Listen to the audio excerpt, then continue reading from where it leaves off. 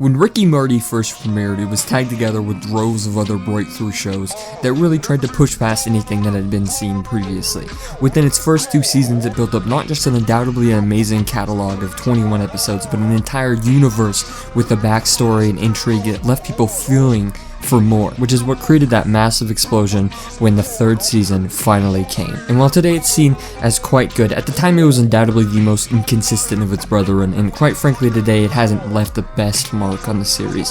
What it did for the show cannot be understated, mostly because of what was ordered after. 7 entire whole other seasons, because this brought longevity. I mean, this was only the 3rd season and now it had just expanded literally 7-fold. So after this, you began to see a few changes. With this awareness of just how long there was to go, the show started slowing down. 3 initially seemed as if it would change the most, but in the end, much of what shifted would be brought completely back by its end. And sure, 4, 5, 6, and 7 would change a few other things. Now, what we've mostly finished through 8, I think this change in philosophy is now apparent. What stuck out about 8 to me was the complete lack of excitement for another installment. Perhaps it's just me getting older, but usually these seasons felt like huge events. And this time, when episodes seemed to come, they would seem to go at the exact same pace. I mean, as I've revisited them, mostly I've warmed up to them, yet it's still many lack a sense of warmth. For every stasis one, there's this Christmas tree one. I mean, there are always a few things that make you not enjoy them. Something 8 really struggles with are A and B plots, because almost always one is much better than the other.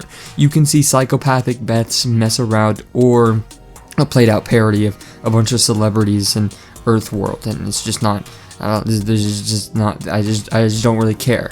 One of these is much more interesting than the other. Even Rick abandons one of them for the other halfway through. Ultimately, one half of each episode is usually much more boring than the other, and it leaves me with a bit of an empty feeling by its end, which I think is the defining feeling for the whole of Season 8, which is really the thing that scares me most about Season 8. What is the future of Rick and Morty? Well, most likely it's just this. Ryan, look out! I don't think it's a coincidence that both premiere primarily on Adult Swim, but it's less of a problem and, of course, a television issue, that Rick and Morty is becoming much less like Gravity Falls or Adventure Time and much more something like Family Guy. So while the show itself definitely has stock in Adult Swim, the actual quality of it seems to be dipping, which is odd because the 2020s have actually been really kind to Adult Swim as they push out some of their best programming like Smiling Friends or Common Side Effects, but with each airing I see less and less of that in Rick and Morty. Will I watch Season 9? Probably. But will I be super excited for it beyond anything? No. I always feel that something is missing, and not just because of Justin Roiland, but instead something else that's been gone for a while now. Either that, or maybe I'll start appreciating for what it is now that it truly brings to the table, without its previous baggage.